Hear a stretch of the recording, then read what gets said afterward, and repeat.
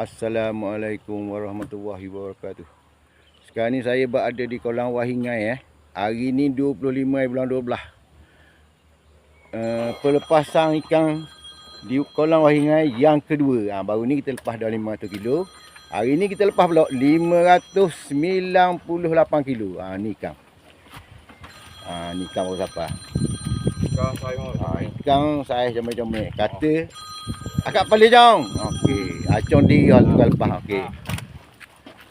Yang menawarkan hadiah sebanyak RM20,000 manakala tempat kedua 2,000, tempat ketiga 1,000, tempat keempat hingga kelima 500 siap satu, 6 hingga ke 9 300. Kita main lubang-lubang bermula daripada 10, 15, 20, 25, 30, 35, 40 hingga ke 250 ranking yang bernilai RM300 setiap satu. Okey. Yuran yang dikenakan sebanyak RM100. Kita bermula 9.30 malam berakhir 12.30 pagi. Okey, boleh ah. Akak ni. Tolak. Okey, ikan baru siapa? 500 berapa? 597 kilo. Okey. Yang baru siapa? Allah nak gerak. Saut dulu. Okey. Lagi sikit. Allah. Sikit. Okey. Dah gerak.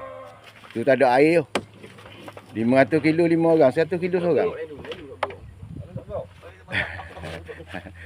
Acik dia Haji. Acik mari gerak 6 orang.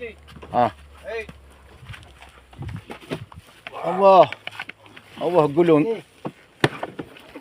Okey. 597 kilo. Okey. Untuk geng hari Senin ni hari Senin ni 29 bulan tak silap saya. Okey, 29. Hari ni 25 bulan. Okey, pukul 11 lebih. Okey ni ikan baru siapa ni ni ngelak ni ni. Ni bos besar dia ada baju Okey, assalamualaikum warahmatullahi wabarakatuh.